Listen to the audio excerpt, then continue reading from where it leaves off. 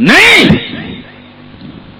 نبی علیہ السلام کے فیصلے کو ماننا ہے، عقل کے خلاف ہو، مزاج کے خلاف ہو، طبیعت کے خلاف ہو، امتی کا کام ہی کیا ہوگا؟ رسول اللہ کو کیوں مانا آپ نے؟ آپ کا کلمہ کیوں پڑھا؟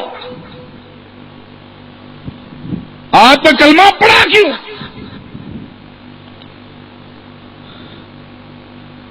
نبی علیہ الصلوۃ والسلام کے پاس مغیرہ بن شعبہ رضی اللہ تعالیٰ عنہ آتے ہیں،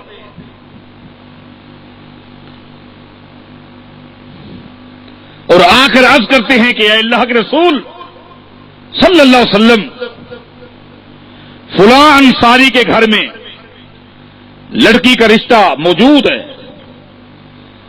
اور میری بات چیت بھی چل رہی ہے، امید ہے میرا رشتہ ہو جائے گا۔ اپنا معاملہ بتایا، نبی علیہ الصلوۃ والسلام نے فرمایا کہ اے مغیرہ، جس لڑکی سے تم شادی کرنا چاہتے ہو اس کو تم نے دیکھا بھی ہے؟ اس کو تم نے دیکھا بھی ہے کہ نہیں؟ فرمایا دیکھا نہیں، دیکھا نہیں، بس اس کی شرافت کے متعلق، اس کے کردار کے متعلق، اس کے اخلاق کے متعلق بہت کچھ سن رکھا ہے، مگر دیکھا نہیں۔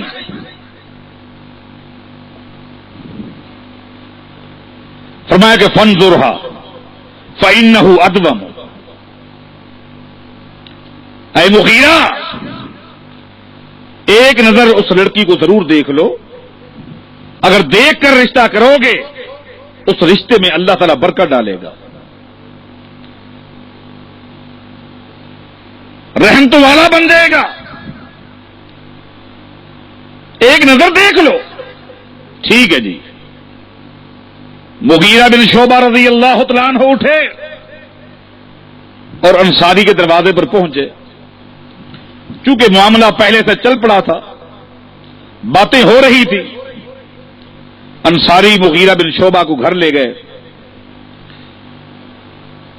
مغیرہ بن شعبہ کہتے ہیں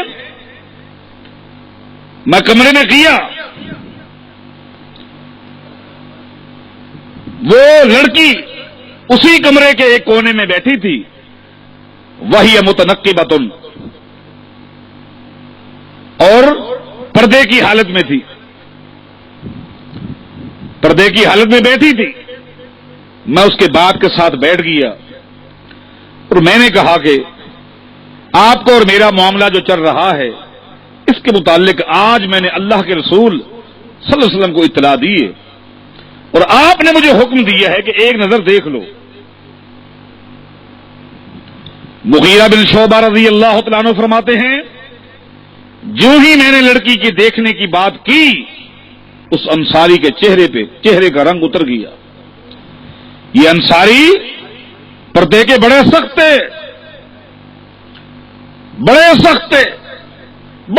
مزاج تھے اور یہ ان کی غیرت کا مسئلہ تھا،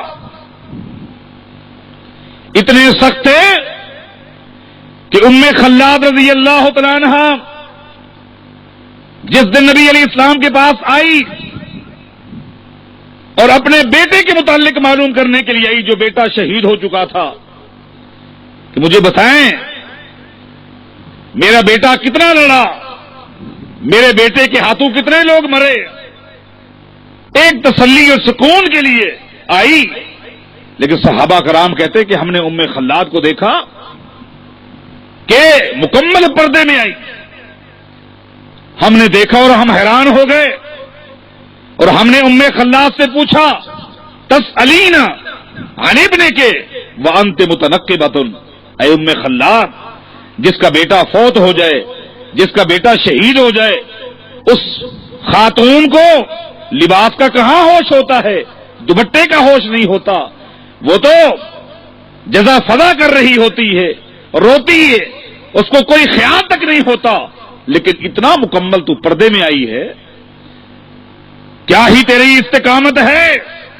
ام خلاد نے لوگوں سے کہا، کیا کہا ہے، ان ان ارضا ابنی فلن ارضا حیائی، ٹھیک ہے میرا بیٹا مجھ سے جدا ہو گیا ہے، لیکن اللہ کا دین تو مجھ سے جدا نہیں ہوا۔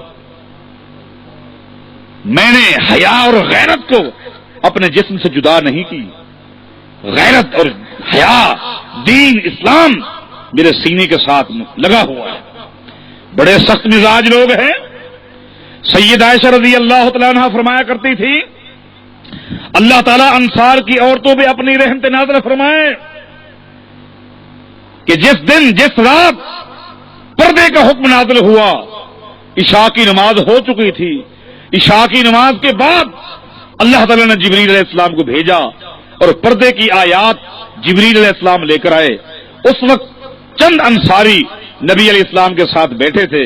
اللہ کے پیغمبر نے وہ وحی ان انصاریوں کو بتا دی، اللہ نے پردے کا حکم دیا ہے۔ یہ انصاری اپنے گھروں میں گئے، گھر کی عورتوں کو انہوں نے جا کر بتا دیا پردے کا حکم نازل ہو گیا ہے۔ سید عائشہ رضی اللہ تعالیٰ عنہ فرماتی ہیں، اللہ تعالیٰ کی رحمت نازل ہوں انصار کی خواتین پر کہ اس رات ان انصار کی خواتین میں سے ایک عورت نے بھی ایک لمحے کے لیے نیند نہیں کی، ساری رات پردے کی چادریں بناتی رہی۔ ان کے گھروں میں پردے کی چادریں نہیں تھی، بلکہ چارپائی کے اوپر بچھائی جانے والی چادر میں سے کچھ کپڑا لیا، کچھ کہیں سے کپڑا لیا، ساری رات سلائی کرتے کرتے پردے کی چادریں بناتی رہی۔ جب سیدنا بلال نے صبح کی اذان دی، انصار کی یہ عورتیں جب مسجد میں نماز پڑھنے کے لیے آئیں تو باپردہ ہو کر آئی۔ پردے کا معاملہ اتنا حساس تھا، جو ہی مغیرہ بن شعبہ رضی اللہ تعالیٰ عنہ نے یہ بات کہی، اس انصاری کے لیے مسئلہ بن گیا، ان کے قوم کے خلاف، ان کے مزاج کے خلاف، ان کی طبیعت کے خلاف اپنی بیٹی کا پردہ ہٹاؤں اور نکاح سے پہلے، شادی سے پہلے مغیرہ کو اپنی بیٹی کا چہرہ دکھلاؤں۔ چہرت کی رنگت میں تبدیلی آ گئی۔ وہ لڑکی کونے میں بیٹھی اپنے باپ کو دیکھ رہی ہے، باپ کے چہرے کو دیکھ رہی ہے، اس کے بڑھاپے پہ ترس کھاتے ہوئے اس نوجوان لڑکی نے، مغیرہ بن شعبہ کہتے ہیں کہ مجھے مخاطب کیا، اور مجھے مخاطب کر کے وہ لڑکی کہتی ہے، ان کان رسول اللہ صلی اللہ علیہ وسلم امرک ان تنظر الیہا فانظر والا، فرماتی ہیں کہ مغیرہ تجھے نکاح سے پہلے اپنا چہرہ دکھلاؤں، یہ میری طبیعت کے خلاف ہے، یہ میرے مزاج کے خلاف ہے، میری غیرت کے خلاف ہے، میرے قبیلے والوں کی سوچ کے خلاف ہے، لیکن اگر اللہ کے پیغمبر نے حکم دیا ہے میں کپڑا ہٹاتی ہوں اور میرے چہرے کو دیکھ لے، اور اگر اللہ کے پیغمبر کا حکم نہیں ہے تو میں تجھے اللہ کا واسطہ دیتی ہوں، یہاں سے اٹھ کے چلا جا۔ اگر اللہ کے پیغمبر کا حکم ہے پھر میں کچھ نہیں دیکھوں گی، پھر نہیں دیکھوں گی، اللہ کا پیغمبر کا اگر فیصلہ ہے۔ مغیرہ بن شعبہ کہتے ہیں میں نے کہا کہ اللہ کے پیغمبر نے حکم دیا ہے، یہ میرے ذاتی جذبات نہیں ہے، نبی علیہ السلام کا حکم ہے، بس اللہ کے پیغمبر کا نام لینا تھا۔ اس لڑکی نے اللہ کے پیغمبر کی اتباع کرنے کے لیے نہ باپ کی طرف دیکھا، نہ ماں کی طرف دیکھا، نہ قبیلے کی طرف دیکھا، نہ برادری سے پوچھا، فوراً چہرے سے کپڑا ہٹایا، اور میں نے دیکھتے ہی اس کے باپ نے کہا مجھے رشتہ پسند آ گیا ہے، اور ایسی برکت ہوئی کہ اہل مکہ، اہل مدینہ، جزیرہ عرب کے لوگ اس گھرانے کے اوپر رش کیا کرتے تھے۔ نبی علیہ السلام کا فرمان آ جائے، آپ کا فیصلہ آ جائے، پھر نہیں دیکھنا قبیلہ کیا کہتا ہے، برادری کیا کہتی ہے، لوگ کیا کہیں گے، عقل کیا کہتی ہے، حکمران کیا کہتے ہیں، وڈیرے کیا کہتے ہیں، نہیں، رسول اللہ کے کہنے کا معنی کیا ہے؟ آج اللہ کے پیغمبر کا کلمہ بھی پڑھا جاتا ہے اور آپ کا مذاق اڑایا جاتا ہے۔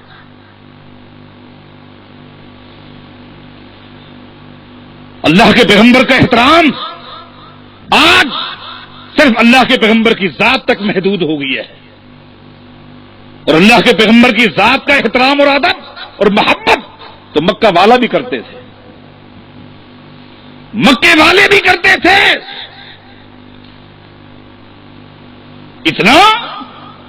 اتنا محبت، اتنا پیار